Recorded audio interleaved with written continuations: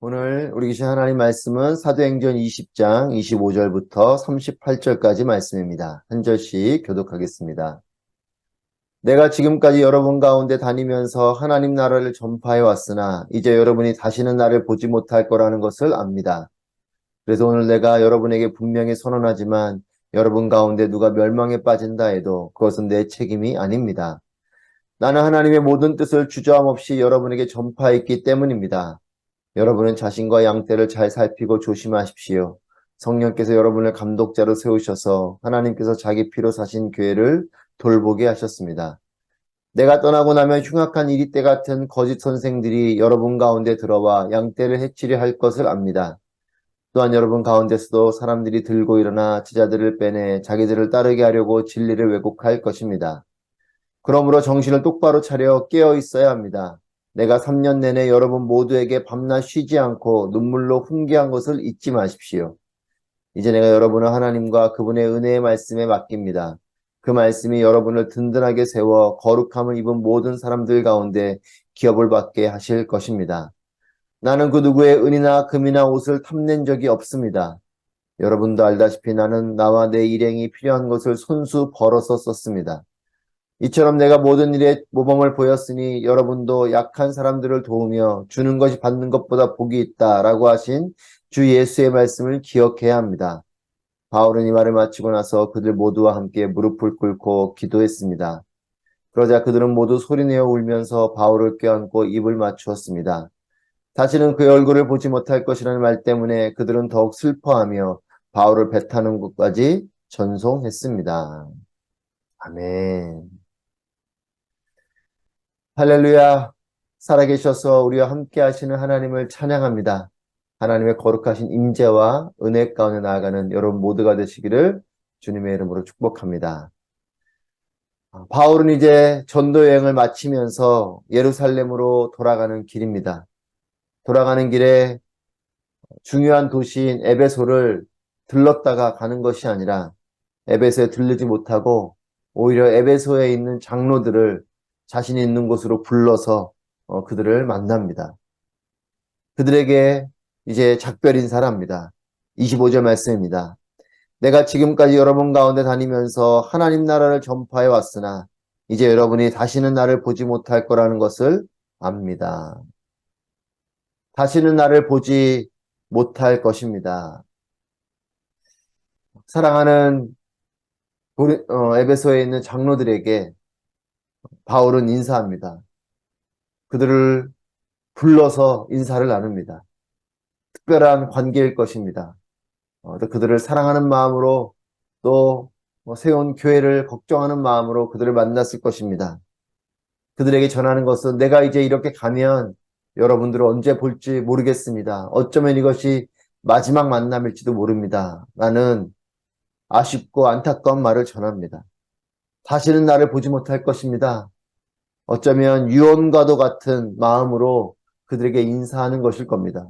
이제 이렇게 보면 못 볼 것인데 라는 마음이기 때문에 유언하는 자와 같은 마음으로 그들에게 인사를 하고 또 그들에게 당부의 말을 합니다. 사랑하는 자들과의 마지막 말은 그 사람의 진심이 담겨져 있는 말일 것입니다. 유언을 할 때도 마찬가지일 것이고 이제 이렇게 보면 다시 못 볼 관계라면 정말 진심 어린 말을 할 것이고 꼭 필요한 말을 할 것이고 그들을 위한 말을 할 것입니다. 그 말 속에는 거짓이 없을 것이고 그 말 속에는 중요한 말을 무게감 있는 말을 하는 것입니다. 진심과 사랑의 말을 전하는 것일 겁니다. 26절부터 27절 말씀 보시면 그래서 오늘 내가 여러분에게 분명히 선언하지만 여러분 가운데 누가 멸망에 빠진다 해도 그것은 내 책임이 아닙니다. 나는 하나님의 모든 뜻을 주저함 없이 여러분에게 전파했기 때문입니다. 자신은 복음을 최선으로 전했다라고 후회함 없는 말을 합니다. 자신의 사명을 다한 사람은 미련이 없습니다. 최선을 다했기 때문에 또 그 사명을 온전히 잘 이루었기 때문에 미련이 없습니다. 바울은 복음을 전하는 사명을 이야기하면서 내가 달려갈 길을 다 달려갔다라고 고백합니다. 그 이후의 일들에 대해서는 이 복음을 받아들인 자들의 책임이다라고 말하는 것이죠. 복음은 설득이 아니고 복음은 선포입니다. 복음을 전하는 복음 전도자의 사명은 이 복음을 힘껏 전하는 것. 그것이 그에게는 전부인 것이에요. 이제 선포된 그 복음을 받아들이는 것. 이것은 복음을 들은 자의 몫인 것입니다. 예수님께서 설교를 하실 때도 마찬가지였죠. 들을 귀 있는 자는 들으라. 예수님이 하나님 나라를 선포하셔도 이 하나님 나라의 진리를 들을 귀가 있는 사람이 듣는 것입니다. 복음 전파자는 이 복음의 사명을 전하는 것으로 다한 것이요. 이것을 받아들인 자가 나머지의 책임인 것입니다. 사랑하는 여러분, 선포된 이 복음, 선포된 진리의 말씀을 온전히 잘 믿고 또 이 복음과 진리를 잘 이해하고 깨닫고 또한 이것을 우리의 중심으로 삼는 하나님의 사람들이 되시기를 축복합니다. 복음을 잘 받아들이고 복음에 따른 삶을 책임감 있게 사는 것, 그것은 우리의 몫입니다. 하나님 말씀 앞에 온전히 반응하고 순종하며 살아가는 여러분 모두가 되시기를 바랍니다. 이제 이방인의 사도로서 바울의 권면은 어쩌면 그 시대에 있는 또 지금 장로들에게 하는 말로 끝나는 것이 아니고 이 시대를 살아가는 우리에게도 동일하게 적용되는 말씀일 것입니다. 이방인의 사도로 부름받아서 이방인의 땅에 교회를 세운 이 바울의 사명 속에 바울은 그 이방 땅에 세워진 그렇게 세워진 교회가 지금 우리가 있는 한국 교회를 넘어서 이 땅에 있는 모든 교회들 가운데 흘러가고 있는 것이죠. 그렇기 때문에 그 시대의 바울의 권면은 오늘을 살아가는 교회와 성도들에게 동일한 마음인 것입니다. 28절 말씀에 여러분은 자신과 양떼를 잘 살피고 조심하십시오. 성령께서 여러분을 감독자로 세우셔서 하나님께서 자기 피로 사신 교회를 돌보게 하셨습니다. 자신과 양떼를 살피고 조심하라. 이런 권면을 합니다. 여러분, 교회 공동체에 대한 정의가 중요합니다.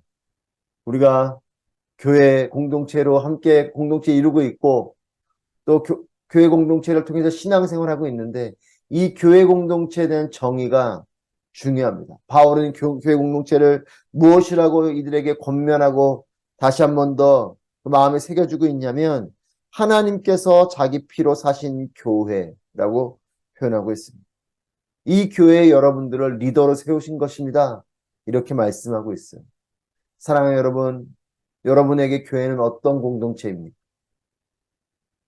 나의 삶을 위한 또한 내 필요를 채워주는 여러분 그것이 아니고 바울이 교회를 향해서 말하는 것은 하나님께서 자기 피로 사신 교회다. 예수 그리스도의 십자가의 보혈이 깔려있는 또 그렇게 그 피로 사신 백성들이요 그 피로 사신 공동체인 것이죠. 여러분 이것이 우리에게도 동일한 교회에 대한 정의여야 할 것입니다. 교회 공동체는 하나님의 피를 그 피값으로 사신 공동체인 것입니다. 이 공동체의 가치를 이 공동체의 정의를 우리가 분명히 알아야 될 것입니다. 그 공동체를 우리에게 맡기신 것이요 그 공동체를 또 섬기는 리더십으로 직분자로 또한 그 공동체 구성원으로 우리를 부르신 것입니다. 여러분 신앙과 교회 공동체는 하나님의 핏값으로 사신 공동체예요. 그렇기 때문에 나를 위한 내 이익을 위한 내 유익을 위한 공동체가 아니고 하나님 중심적인 공동체가 교회 공동체입니다. 여러분 교회는 우리의 신앙은 인본주의가 아닌 신본주의인 것이죠. 하나님이 중심되어져야 됩니다. 내가 중심이 되고 사람이 중심되는 것이 아니고 하나님이 중심된 예수 그리스도가 머리 대신 예수 그리스도의 핏값으로 사신 공동체가 교회 공동체입니다. 여러분 교회가 인본주의가 되기 시작하면서 교회는 위기가 찾아옵니다. 사람이 중심이 되고 사람의 뜻대로 움직이고 사람의 유익을 위해서 나아가는 그런 공동체가 될 때 그 교회 공동체는 위기가 찾아옵니다. 우리의 그 욕심과 우리의 야망과 우리의 인간됨을 통해서 교회 공동체는 영적인 위기가 찾아오게 될 것이에요. 교회 공동체는 하나님 중심적인 신본주의가 우리의 신앙이요, 우리의 공동체인 것을 다시 한번 깊이 깨닫는 우리 모두가 되길 바랍니다. 두 번째로 29절 30절을 통해서 바울은 무엇을 권면하냐면 거짓 선생들과 진리가 왜곡되는 것을 조심하라 이렇게 권면합니다. 사랑하는 여러분, 하나님 말씀이 프로그램이 돼서는 안 됩니다. 우리가 성경 통독도 하고 또 OBC를 통해서 말씀도 공부하지만 여러분 어쩌면 이것이 현대교회에 성경이 하나님 말씀이 프로그램화 되어져 있는지 있지는 않는지 우리를 돌아봅니다. 여러분 이 성경 공부를 하는 것은 이 말씀이 중요하기 때문이요. 말씀이 중심이 되어야 하기 때문에 그렇습니다. 우리의 통독 프로그램이 또한 여러 말씀에 공부하는 이 모든 것들이 프로그램으로 끝나는 것이 아니고 진정으로 이것을 통해서 하나님 말씀이 우리 개인의 중심이 되고 교회 공동체의 중심이 되고 또 그것이 우리의 방향이 되는 삶이 되는 이런 것이 되어야 하는 것이죠. 그래서 바울이 이렇게 권면하는 31절에서 정신을 똑바로 차려 깨어 있어야 합니다.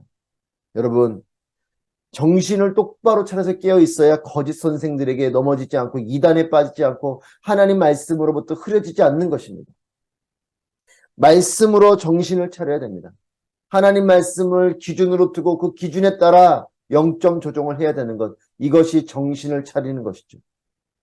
잠든 교회가 되는 것이 아니라 깨어있는 성도들과 깨어있는 교회가 되기를 권면합니다. 여러분 이 시대에 우리가 자칫하면 하나님 말씀으로부터 벗어난 잘못된 신앙과 잘못된 교회가 될 수 있고 그렇게 끊임없이 영적인 공격과 도전과 유혹이 있고 거짓 선생들이 지금도 여전하고 이단이 난무하는 시대 속에 살아갑니다. 여러분 유튜브를 켜고 또한 어떤 것을 검색하면 지금 이단들이 하고 있는 말들이 너무나 많이 나와요. 여러분 교리에 대해서 잘 분별하셔야 됩니다. 유튜브에 나오는 것이라 다 기독교적이지 않아요. 어떤 것들은 이단이 올려놓은 것들도 너무나 많습니다. 분별하고 보지 않으면 잘못된 교리를 받아들일 수 있고 그것이 전부인 것처럼 신앙생활을 할 수 있어요. 여러분 분별력이 필요합니다. 하나님 말씀이 우리의 중심이 되고 하나님 말씀으로 깨어 있어야 됩니다.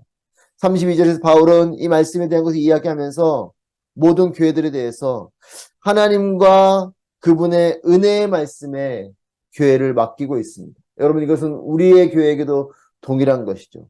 하나님과 또 하나님의 은혜의 말씀에 맡기고 있습니다. 여러분 바울이 맡겼다면 교회는 맡겨진 것을 중심에 두어야 하는 것이죠. 하나님의 종인 또 말씀의 이방인의 사도로 부름받은 바울을 통해서 복음이 전해지고 세워진 교회들에게 바울은 하나님과 그분의 은혜의 말씀에 맡긴다. 하나님께 이 교회 공동체를 맡기고 하나님의 은혜에 하나님의 말씀에 이 교회를 맡기고 있습니다. 그렇다면 이 교회들은 하나님을 또 하나님의 은혜를 또 하나님의 말씀을 그 중심에 두어야 하는 것이죠. 여러분 아무리 좋은 것을 맡겨도 그걸 맡아두고 있는 대상이 그 맡겨진 것을 잘 맡아두어야 의미가 있는 것이죠. 바울은 세 가지를 말하면서 교회 공동체를 의탁합니다. 첫 번째는 하나님입니다. 하나님입니다. 여러분은 여러분 하나님께 의탁하고 있어요. 교회 공동체는 하나님 중심이 된 곳이 교회 공동체입니다. 여러분 하나님이 중심이 된 신앙인이 되시길 축복하고 하나님이 중심이 된 교회가 되기를 바랍니다. 두 번째는 하나님의 은혜입니다. 사랑하는 여러분, 신앙인의 마음속에는 하나님으로부터 찾아오게 된 이 은혜가 있어야 하는 것입니다. 신앙인 개인에게도 교회 공동체에도 이 은혜가 있어야 되는 것입니다. 은혜가 사라지면 우리의 신앙은 거칠어지고 사랑이 식어지고 우리의 얼굴이 이그러지고 또한 하나님을 사랑하고 이웃을 사랑해야 되는 우리의 마음 가운데 불평과 불만과 판단과 미움과 시기와 질투와 이런 마음으로 가득하게 되는 것이죠. 여러분 이 은혜는 어떤 것입니까? 무엇에 대한 은혜입니까? 하나님 우리를 창조하신 것에 대한 은혜요. 또 하나님이 그 하나님의 핏값으로 우리를 사신 것에 대한 구원에 대한 감격과 은혜인 것입니다. 여러분, 우리를 지으신 분에 대한 감사의 마음, 또 우리를 구원하신 하나님의 핏값으로 우리를 구원하신 것에 대한 이 감사의 마음이 우리의 마음 가운데 은혜다 이렇게 고백할 수 있다면 여러분, 무엇이 우리를 깨뜨리고 무엇이 우리를 용서하지 못하게 하고 무엇이 우리를 사랑하지 못하게 하겠습니까? 우리를 창조하신 분 앞에, 우리를 구원하신 분 앞에 감사의 마음과 감격의 마음으로 살아가는 것, 이것이 신앙이니요. 이 신앙인들이 모여있는 것이 교회인 것이죠. 세 번째로 바울은 그 은혜의 말씀에 맡긴다라고 말합니다. 말씀입니다. 여러분, 말씀을 의지하고 이 맡겨준 이 말씀을 잘 지켜내는 것, 이것이 중요하죠. 여러분, 이 에베소 장로들을 향해서 권면한 이 말이지만 여러분, 이것이 에베소 교회를 넘어서 이방에 있는 모든 교회들에게, 이 땅에 있는 모든 교회들에게 당부하는 것입니다. 세 가지, 하나님, 또 하나님의 은혜, 하나님의 말씀을 맡겼습니다. 여러분, 그렇다면 이 세 가지를 중심에 두는, 이 세 가지를 잘 지켜내는 것이 우리의 신앙인들의 삶이요, 우리의 교회 공동체여야 됩니다. 저는 아부다비 온누리교회가 이 세 가지를 잘 지켜내는 교회가 되기를 바랍니다. 하나님 중심적인 교회요, 하나님의 은혜로 충만한 교회요, 하나님 말씀으로 충만한 교회가 되는 것. 여러분, 이것이 아부다비 온누리교회뿐만 아니라 이 땅에 있는 모든 교회가 이와 같은 교회가 되기를 소망합니다. 세 번째로 바울이 또 권면하는 것은 35절 말씀에 이처럼 내가 모든 일에 모범을 보였으니 여러분도 약한 사람들을 도우며 주는 것이 받는 것보다 복이 있다라고 하신 주 예수의 말씀을 기억해야 합니다. 세 번째로는 약한 사람을 돕는 교회를 권면하고 있습니다. 여러분, 교회는 구제와 봉사를 기쁘게 하는 것이 교회 공동체입니다. 여러분, 이 기쁨으로 하는 것이, 하지만 이것이 중요한 것은 나의 자비와 나의 동정심으로 그들을 돕는 것이 아니라 이 나의 자비와 나의 동정심을 넘어서 예수님 닮은 사랑과 하나님께로부터 받은 그 은혜의 마음을 가지고 이 구제와 봉사를 하는 것입니다. 여러분, 어느 경우는 이렇게 선교도 하고 전도도 하고 봉사도 하는데 그것이 교회의 이름이 높아지고 나의 이름이 높아지게 되는 경우가 있어요. 여러분, 그렇지 않습니다. 하나님의 영광을 위해서 하나님께 받은 은혜의 마음으로, 그 사랑의 마음으로, 이웃을 사랑하는 마음으로 예수님께서 말씀하신 그 말씀에 따라서 나는 사라지고 오직 예수 그리스도가 나타나는 그런 사랑으로 이 구제와 봉사를 해야 되는 것이죠.